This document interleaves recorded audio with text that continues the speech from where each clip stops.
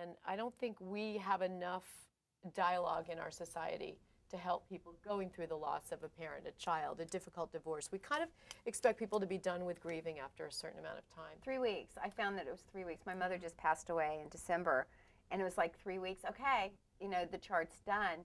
And the experience, whether it's this kind of trauma or that, it's our culture. It's our culture. It's like, okay, 3 weeks, okay, the emails start coming back in, and you're still kind of going through the process. So it's kind of interesting. I'd be interested to explore how other countries, that'd probably be an interesting story, how other countries deal with the grief process, the loss. Because even if you're a grown parent yourself and you lose a parent, it's still a devastating loss. You get the sense of being an orphan. It's really a phenomenon.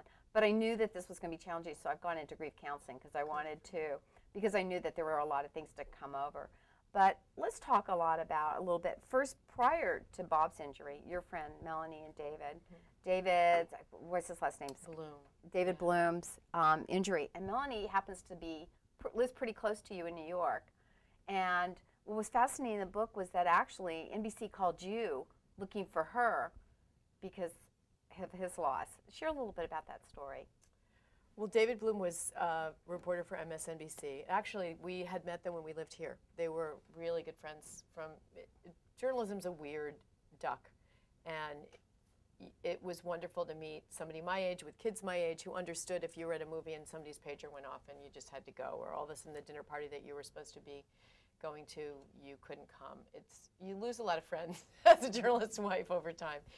So we had this really strong bond. They went to New York, we went to New York, both husbands embedded in 2003 at the start of the war. And David, who was he just had nailed it. He had this Bloom mobile and he was riding through the desert and everybody was turning on to watch David. He was a charismatic and larger than life figure. Hit his leg on the door of a tank, bruised it, and that bruise became a hematoma that traveled up to his lungs, and he just fell over in the sand and died from a deep vein thrombosis at the age of 40. He had not yet turned 40, leaving 3 little girls and Melanie. So when that happened, I was just with her, as you all have done when someone's gone through a hard time, helping to make the arrangements, helping to kind of parse the information out to the world and from the world back in. And so when Bob was injured, she said, I'm coming with you to Germany, which is where we flew to sort of see what was left of Bob in the military hospital there. And she came and she accompanied me, and as I write in the book, because there's a chapter in Perfectly Imperfect about that friend that you would walk through fire with and who has done it for you, in those moments when I absolutely had no hope or I would begin to despair, she would say to me, I'm just going to hold it for you right now. I got it. You know, you can go ahead and fall apart because I've got this for you. And it's that person who has your back. Where would we be without those? And I think that's one of, you know, not to exclude the guys because my husband has wonderful friends, but I think that's one of the things women do so well for each other. We tend and befriend, and we just know how to pick up the pieces for one another. It was really interesting in your book that when you felt you had to step away or go back and take care of the children, you had, even though you have family and friends, she would say, I'm here. I'll sit by Bob's bedside, even though he doesn't know I'm here. Somebody sits by, and that's friendship. I mean, and we've had that in our community where we come together and support each other. It's really an important piece of what we do. Absolutely. You know, we have here, was Bob at Walter Reed? He was at Bethesda Naval. Bethesda Naval. You know, I've been out to Walter Reed, and the work that they're doing today in the hospitals for brain injury is incredible. I don't think these people could have survived. Do you think Bob would have survived his injury 30 His years doctors ago? have said 5 years ago he wouldn't have survived his injury. Really, that's the kind of advances we're making today. In fact, we have somebody in our audience today, Marie Wood, who's a member of Success in the Cities with the Yellow Ribbon Fund. But if you ever, and if anybody's ever interested, you can set up and go to Walter Reed. It is an astonishing experience. You see these mothers. I don't know if you saw that. These mothers, you go into a room sitting next to their children who maybe have half, and what they'll do is they actually remove part of the skull, so there's actually an indentation here. There's a picture of it, Bob, in an instant with half of his skull missing. It's pretty frightening. It's terrifying because you can't believe that somebody's going to be able to speak or regain anything from that experience. But you can actually go in there, and we like to bring gifts or, you know, like phone cards and things like that for the families to use because they're very young mothers. I mean, you go in, they could be my daughter with a young son, and you're astonished at how they're just coping and all of this. It's phenomenal, and the work they're doing today in medicine is amazing. How was he was able to go to the military hospital? Well, because he was embedded, or? Yeah, he was embedded, and I don't know that they'd had a civilian journalist go through there before. Maybe they had, but certainly not one that they could remember. I think what happened, it was such a high-profile thing at the time, I mean, that's really your only option. So you're with the military, right.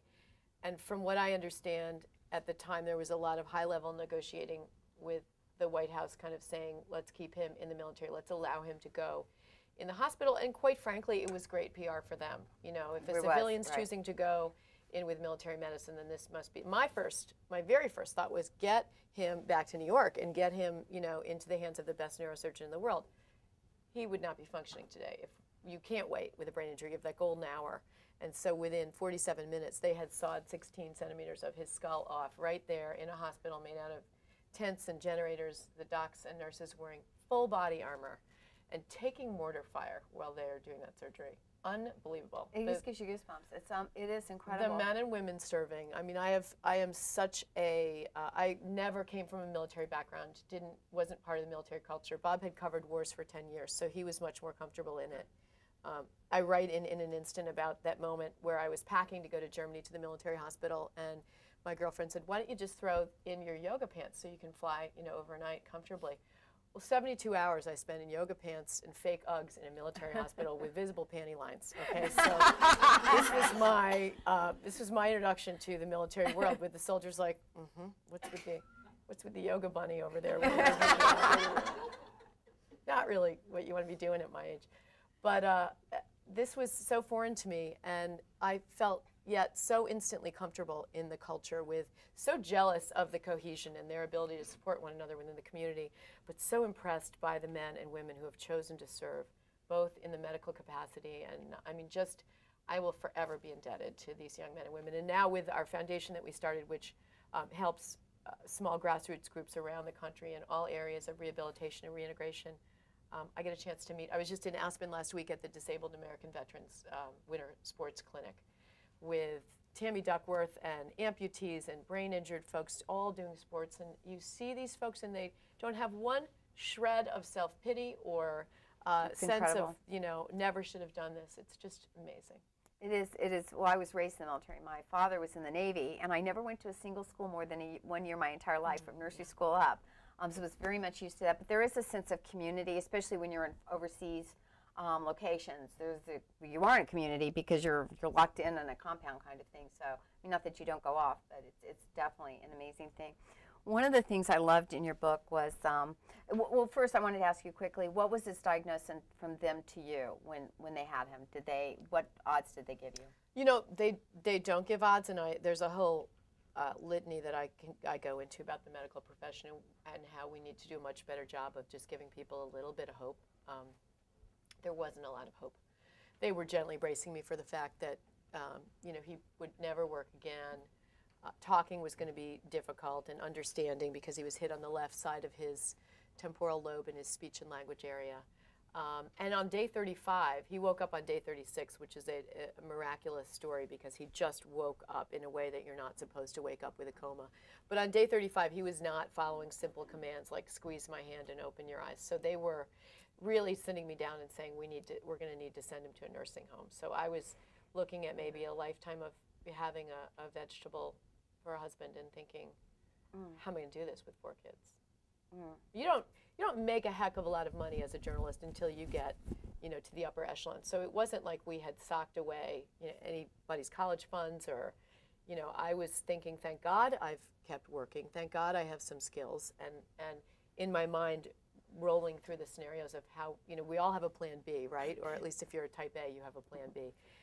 I remember one point in time before this happened, having dinner with Dan and Jean Rather, and talking to Jean, and Jean saying to me, I always had a plan B, which I think was her way of saying, Bob must have been embedded at that point in time. It was her way of kind of saying, if anything happened to him, I know what I'd do. I know how I'd take care of them.